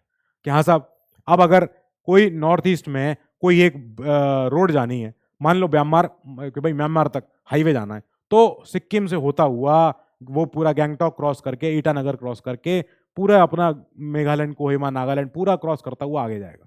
तो सारे स्टेट्स का कोऑपरेशन चाहिए उसमें अच्छा खासा, to secure some kind of political equilibrium between different regions of the country. क्योंकि भाई देश में जो ये इतने सारे स्टेट्स हैं, अब स्टेट्स में आपस में इक्विलिब्रियम नहीं है। एक पार्टी कहती है अबे तुम उनसे क्या बात कर रहे हो, वो छोटे लोग हैं, वो तो पुराना स्टेट है, बेकार स्टेट है, हमसे बात करो। तो ऐसी कभी बात ना हो कि ये ना हो जाए कि एक स्टेट में जो भाई पॉलिटिकल पार्टी है वो दूसरे स्टेट की पार्टी को नकारती है, ये कहती है कि भाई बेकार है, छोड़ो इनको, हटो। अब इनका क्या क्या इनका भैया कॉम्पोजिशन है वो जानो। जो जितने जोनल काउंसिल हैं, सारे के सारे जोनल काउंसिल, पांचों छहों, अब ये क्या करेंगे, इनमें जो चेयरमैन होंगे हमारे गृह मंत्री जी होंगे, बस साफ बात है। काउंसिल है, स्टेट्स का काउंसिल है, ये इसमें सारे बैठेंगे, तो सबसे इंपॉर्टेंट पर्सन को बुलाना ही पड़ेगा। अब भाई होम मिनिस्टर हैं, ये चेयरमैन है, इसमें साथ में और मेंबर होंगे, कौन कौन होंगे, स्टेट की तरफ से आएंगे सीएम साहब, जो एक एक करके हर साल रोटेशन बेसिस पे बनेंगे वाइस चेयरमैन। ये देख लो इधर आप, CM of state is the vice chairman of the council. Chairman ये हो गए, सीएम साहब होंगे वाइस चेयरमैन। अब हर साल एक रोटेशन बेसिस पे एक सीएम चुना जाता है, जो बोला जाता है कि इस साल आप वाइस चेयरमैन हो, अगले साल आप वाइस चेयरमैन बनोगे, उसके अगले साल आप बनोगे, फिर आप बनोगे। अब बाकी इन सीएम साहब के साथ दो मिनिस्टर और आएंगे from each state in the zone, जो नॉमिनेट करेंगे राज्यपाल साहब। राज्यपाल साहब बताएंगे कि दो आप इन दो मिनिस्टरों को और लेके जाओ अपने साथ, ये जो सीएम साहब हैं। अब यूटीज में से, यूटीज की तरफ से आएंगे हमारे एडमिनिस्ट्रेटर ऑफ द यूटीज, क्योंकि वहां पे यही हैं खाली। अब एडवाइजर्स कौन होंगे, एक ये बॉडी है, दिस इज यू ओनली, ये आप ही लोग हो। अब ये एडवाइजर्स भी एक मेंबर है, क्योंकि जोनल काउंसिल में बहुत सारी टेक्निकल डिटेल आएंगी। अब इन एडवाइजरों के पास एक अधिकार है कि वो खाली एडवाइस दे सकते हैं, वो वोट नहीं दे सकते। ये काउंसिल जो है जोनल काउंसिल, जब मिनिस्टर साहब बोलेंगे कि साहब सब लोग जो लोग हाँ कह रहे हो हाथ उठाओ, तो खाली ये लोग होंगे, आप जैसे हम जैसे कोई भी ऑफिसर जो होगा, फ्यूचर ऑफिसर, जो वोट नहीं दे सकता है, जो हाथ उठा के नहीं बोलेगा मेरी मर्जी है कि आप ये ऐसा कर लो, नहीं, आप खाली एडवाइस दे दो, आपका काम हो गया। एडवाइस देने वाले कौन होंगे, स्टेट्स की तरफ से चीफ सेक्रेटरी और डेवलपमेंटल कमिश्नर, और member nominated by NITI Aayog, बस एक ये भी आएंगे। तो ये सारे लोग हैं जो एडवाइजरी बॉडी और हमारे मेंबर बनेंगे, और ये काउंसिल में जाएंगे, बैठ के चर्चा करेंगे। नॉर्थ जोनल काउंसिल में ये सारे स्टेट आ रहे हैं, हिमाचल, हरियाणा, पंजाब, राजस्थान, दिल्ली, चंडीगढ़, जम्मू कश्मीर और लद्दाख। सेंटर कहां पे है इसका, न्यू दिल्ली। ये नॉर्थन की बात हो गई। सेंट्रल की सेंटर है इलाहाबाद में। अब इसमें कौन कौन है, यूपी, उत्तराखंड, छत्तीसगढ़, मध्य प्रदेश। अब ईस्टर्न जोन में कौन कौन है, बिहार, झारखंड, वेस्ट बंगाल, उड़ीसा, कोलकाता में सेंटर है इनका। वेस्टर्न जोन में गुजरात, महाराष्ट्र, गोवा, दादरा नगर हवेली और दमन दीव, तो यहाँ का सेंटर मुंबई में है। चेन्नई वालों का जो जोनल काउंसिल है वो है सदन, और सदन में कौन कौन आ रहे हैं, आंध्रा, तेलंगाना, कर्नाटका, तमिलनाडु, केरला, पुदुचेरी, इनका सेंटर हमारा चेन्नई में। ये हुआ। अब इसके बाद ऐसे आर्टिकल्स जो इंटर स्टेट रिलेशंस के बारे में कुछ कुछ हमें समझा रहे हो। हमने देखा कि जो public faith of on public acts, records, judicial proceeding, ये आएगा 261 में, साफ बात। डिस्प्यूट रिलेटिंग टू वाटर, अगर वाटर डिस्प्यूट है तो ये आएगा 262 में, जिसमें adjudication of dispute relating to water of interstate rivers और रिवर वैलीज है, जिसके तहत पार्लियामेंट ने 2 एक्ट पास किए थे, अभी पीछे पड़े हमने, जिसकी क्या क्या एक्ट नाम थे बताना जरा। अब कोऑर्डिनेशन बिटवीन स्टेट्स, स्टेट्स के बीच में अगर 263 में provision with respect to an inter state council बनवाना होगा, उसके बारे में जिक्र होगा कि हाँ साहब पार्लियामेंट का पावर है वो ये कर दे या ये ना करे, या पार्लियामेंट का पावर है इंटर स्टेट काउंसिल बनाए।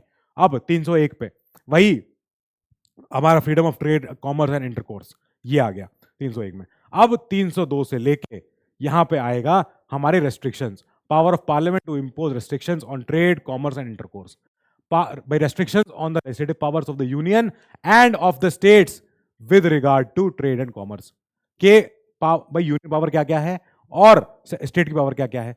Restrictions on trade, commerce and intercourse among states, के स्टेट्स के आपस के बीच में कैसे कैसे रेस्ट्रिक्शन हो सकती है। Saving of existing laws and laws providing for state monopolies, के जब कोई राष्ट्रीयकरण हो जाएगा किसी इंडस्ट्री का।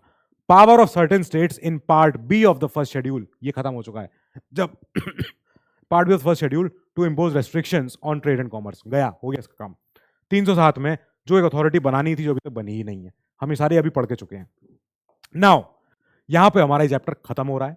आसान चैप्टर, छोटा चैप्टर, और इंडिपेंडेंस डे आप आराम से, आपने खूब आज का स्पीच भी सुना होगा कि हमारे प्रधानमंत्री जी ने लाल किले से क्या स्पीच दिया जुडिशरी के लिए।